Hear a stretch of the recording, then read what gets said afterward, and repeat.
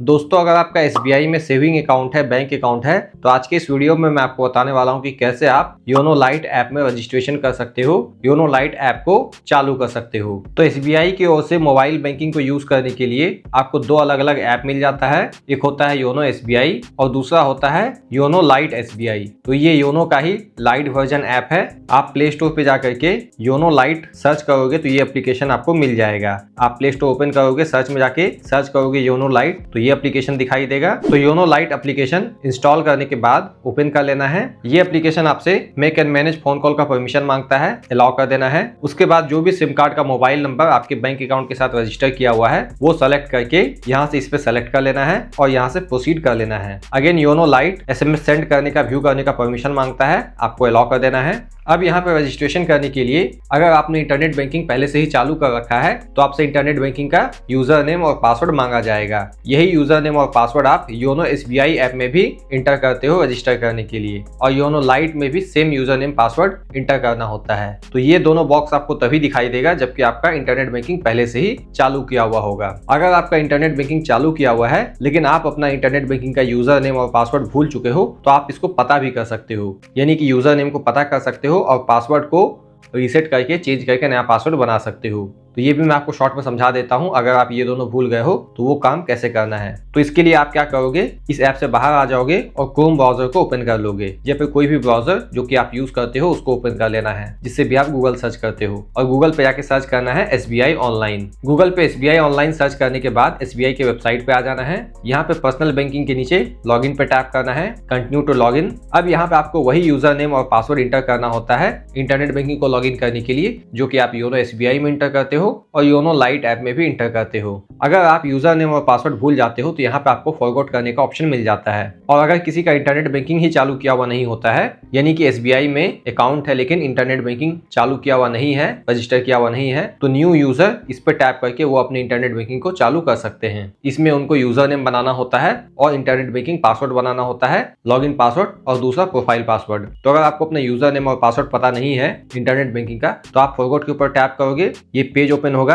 मैं इसको जूम कर लेता हूं। यहाँ पे आपको दो अलग अलग ऑप्शन दिखाई देगा। एक तो है फॉरगॉट यूजर नेम, इस पे टैप करोगे तो आगे आपको फॉरगॉट करने के लिए मिल जाएगा। आपको लास्ट में अपना यूजर नेम पता चल जाएगा, बस आपको सारा डिटेल इंटर करके प्रोसीड करना है। बाकी अगर आपको पासवर्ड पता नहीं होता है तो आप फॉरगॉट में लॉगिन पासवर्ड पे टैप करोगे, आगे आप डेबिट कार्ड के माध्यम से या फिर प्रोफाइल पासवर्ड के माध्यम से और तीसरा ब्रांच विजिट करके लॉगिन पासवर्ड को रीसेट करके नया पासवर्ड बना सकते हो। खैर यहाँ पे मुझे अपना यूजर नेम और लॉगिन पासवर्ड पता है, मैं सिंपली योनो लाइट ये ऐप ओपन करूंगा। यहाँ पे मुझे अपना यूजर नेम पासवर्ड इंटर करके सबमिट करना है। यूजर नेम पासवर्ड इंटर करके सबमिट करने के बाद रजिस्ट्रेशन के लिए टर्म्स एंड कंडीशन को इस पे सेलेक्ट करके एक्सेप्ट कर लेना है।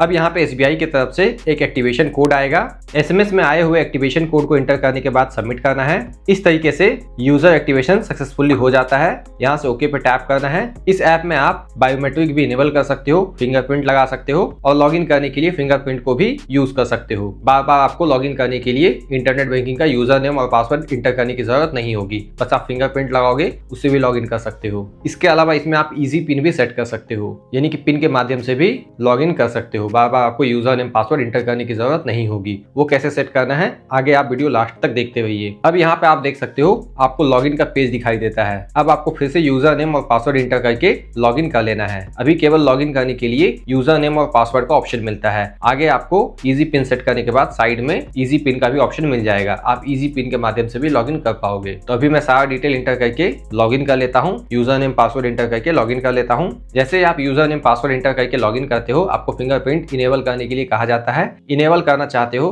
तो इनेबल नाउ पे टैप करके इनेबल कर सकते हो, लेटर करके बाद में भी ऐड कर सकते हो। बाकी अगर आपको इजी पिन सेट करना हुआ तो यहाँ पे आप इस थ्री लाइन पे टैप करोगे, यहाँ पे आपको इजी पिन दिखाई देगा, मैनेज इजी पिन, इस पे टैप करना है। अब इजी पिन को यहाँ पे ऑन करने के लिए यहाँ से इस पे टैप करना है। आप 6 डिजिट का इजी पिन बना सकते हो, बनाने के लिए इंटर कर देना है और दोबारा से भी इंटर कर देना है। टर्म्स एंड कंडीशन को इस पे सेलेक्ट करके एक्सेप्ट कर लेना है और कंफर्म कर देना है। इजी पिन बनाने के लिए भी कुछ नोट पॉइंट है, वो आपको ध्यान में रखना है। इजी पिन बनाने के लिए इंटर और री इंटर करने के बाद कंफर्म पे टैप करना है। आपके मोबाइल नंबर पे एसएमएस में ओटीपी आता है, वो ओटीपी यहाँ पे इंटर कर देना है और सबमिट कर देना है। इस तरीके से सक्सेसफुली इजी पिन भी सेट हो जाता है। ओके पे टैप करना है। अब यहाँ से आप योनो कैश विड्रॉवल कर सकते हो, यानी कि एसबीआई एटीएम मशीन से पैसे निकाल सकते हो, कैश निकाल सकते हो, इसी ऐप को यूज करके। बाकी क्यूआर कैश विड्रॉवल कर सकते हो। एसबीआई एटीएम मशीन में क्यूआर कैश का भी ऑप्शन मिलता है। उसमें आपको QR code SBI ATM machine के डिस्प्ले पे दिखाई देगा, उसको स्कैन करके आप मनी विड्रॉ कर सकते हो। इसमें आप यूपीआई मनी ट्रांसफर भी कर सकते हो। बाकी क्विक ट्रांसफर का भी ऑप्शन मिल जाता है, योनो ऐप का क्विक ट्रांसफर का ऑप्शन। यहाँ से आप बैंक बैलेंस चेक कर सकते हो, व्यू बैलेंस पे टैप करके।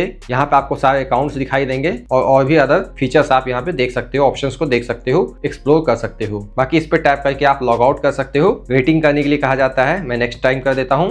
अभी ओके पे टैप करना है। अब आप देख सकते हो लॉगिन करने के लिए दो ऑप्शन दिखाई दे रहा है। एक तो मैं इजी पिन जो कि 6 डिजिट का मैंने सेट किया, उसको इंटर करके लॉगिन कर सकता हूँ लॉग आउट करने के बाद। बाकी पासवर्ड इंटर करके भी मैं लॉगिन कर सकता हूँ, यूजर नेम और पासवर्ड। तो दो तरीके मिल जाते हैं। अगर आपने बायोमेट्रिक सेट कर लिया है फिंगरप्रिंट, तो फिंगरप्रिंट के माध्यम से भी लॉगिन किया जा सकता है।